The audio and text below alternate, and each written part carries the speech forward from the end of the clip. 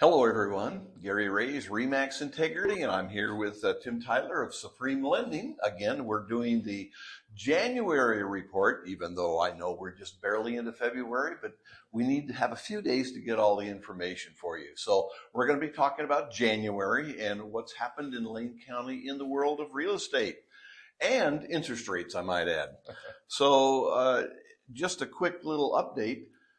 January to December. I'm going to compare last December to this January. So we're talking about those 2 months. So new listings are up like 60% from December, which is not a surprise because there's something happened in December that kind of got in the way called Christmas. And so the new listings, obviously people were ready to put it on the market right when the January came around. We went from 177 listings clear up to 283. So we went up about 106 listings from December. The median price, Tim, we had, it just inched up a smidgen. Now this is going to be kind of funny because it inched up about 1%. But for the whole year, last year, it went down 1%. So right now our January median price here in Lane County has gone down from $419,000 to $415,000. That was, yeah. So we're back to basically where we were at the beginning of last year as far as prices. The time on the market is around 68 days. From the time it's first listed till the time it closes. So 68 days, that's just a little over 2 months. The inventory, now when I say inventory, when we express inventory, we say if no new listings come on the market at the present rate that we are buying homes, how long would it take for us to run out of homes? Right now it's about 3.2 months. That's pretty good because the average is supposed to be around 6 months, but we're still gobbling them up because there's a housing shortage. But what's really funny is if you go back exactly a year ago, it was just a little over 2 months. And if you go back 2 years when everything was going crazy, we were less than 1 month of inventory. We had like 0.8 of 1 month, and we would be out of homes completely. So that's kind of an interesting little situation. And of course, that was before all the interest rates started to climb and so on. So the thing that I've noticed of late, because just recently, even my own business has picked up tremendously from the people wanting to buy or sell. And I think that's happening everywhere. So all that penned up desire, but it also centers around the interest rates a little bit, and that's what I wanted to talk with you about. I know this has gone down, and it's slowed a little bit, but it's kind of settled, has it not? Or what is your take on the interest rates for the future? Yeah, just getting back to your other point regarding the increase in demand and activity. Is due to the fact that we don't have rates of 8 anymore. They dropped down to, like around 7, and then they went into the 6s. And that's kind of currently where we are for a 30-year fixed interest rate is, pretty much in the 6s. About 6.5 to 6.75, somewhere probably about 6.75 today. And what's really changed over the last few days, I mean, there's definitely been some big job numbers and everything that's actually giving some of the bond traders some reverse in their thinking about how many rate cuts there's going to be this year. So that's caused the price. So let's say 6.75 is the rate. 3 days ago, that would have been at no cost, no points. Today, that same rate would cost about 1 point. Okay. That's the difference in price. It fluctuates every day, doesn't it? Correct. Yes, it does. And sometimes multiple times daily. Yes, indeed. So let's go back in history. COVID, of course, ended, and suddenly everybody was ready to buy. They were pushed, and I'm not talking just about markets or houses. I'm talking about everything. Going to the theater, going to do things again. So lots of spending, and of course our inflation went higher, which was expected. We knew it would happen.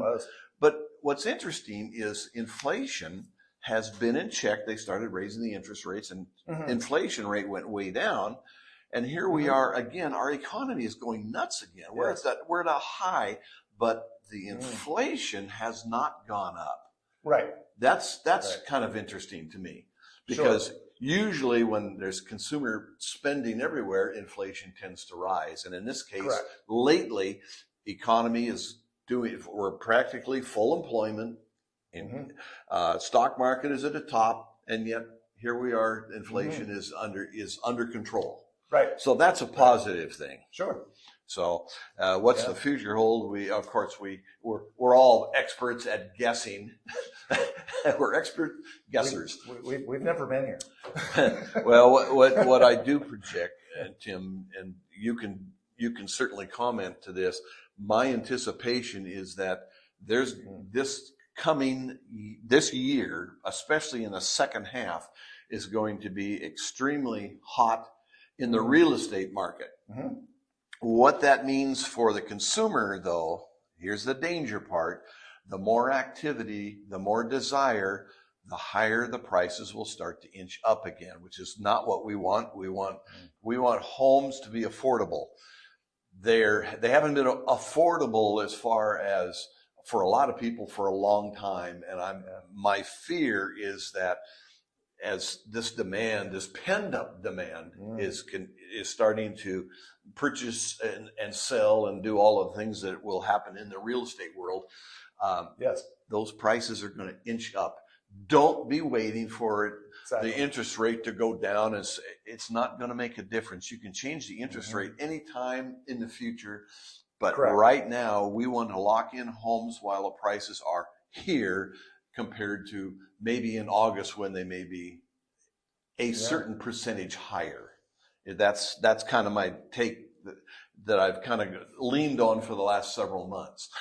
Saying this, what do you think about do you agree that home prices will start to inch up? Oh, 100% right on that. That's something that we've been saying, ever since we started doing these interviews, is that by now,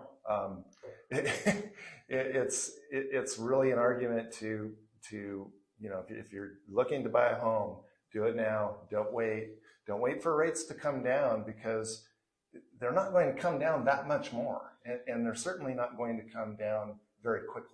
Well, and when rates go down, demand for homes goes up. Absolutely. So the reverse happens there. Yeah. So, and again, the hard part for some people certainly are those that had gotten those 2.1 or 2.3% interest. They had refinanced. Yeah. And that's a hard one to let go. It is. And so the other side of that is, do you stop your dreams because of money? Or, there's a balance there.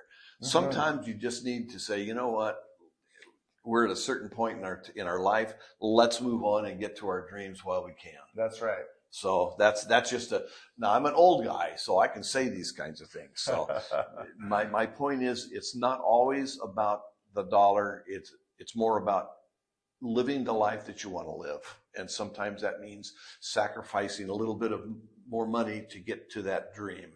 So that's my little spiel for today. Well, certainly, yes, and you can lock in that price today before it goes up too much more, because that's cost of money. So, but let's pretend that the world, for whatever reason, things get so much better, prices go up, you lock in that house, and let's say the interest rates actually go down 1.5% from now. What do we do?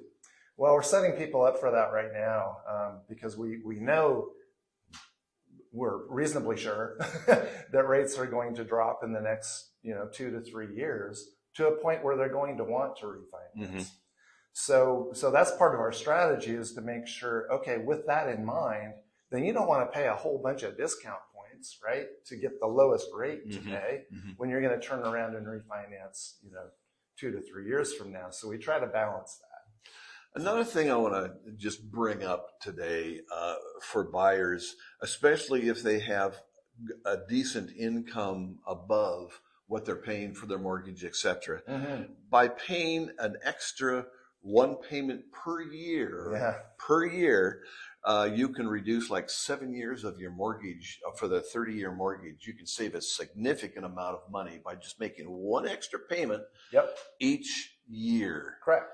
So that still holds true. Is that That accurate? still holds true. It's a Okay. really great rule of thumb because it doesn't really change that much, even, where the rates and the payments are. It just takes that one payment toward principal. Mm-hmm. You knock 7 years That's off a of your lot loan. of money savings. That's a lot of money. That holds Yeah. true even today. Right. So keep that in mind as well. If things improve as far as your income source, you can always throw that little bit of extra money towards principal only and make a big difference in how long your mortgage, if you stay at home for, of course, Americans tend to move now every 7 years, but a 30-year mortgage can be cut down to like 23 years if you plan properly, and what a savings that will be. Think about the interest that you save. So. That's what I have for this month, for the the early month of February. We're not even to Valentine's Day yet, but that's right. Again, we get all that information about within 10 days from the previous month. So we have the January's in the books, and we'll talk to you again 1 month from now, and we'll see how well February turned out. So until then, Gary Ray's Remax Integrity. Tim Tyler, Supreme Lending. Talk to you next month. Take care.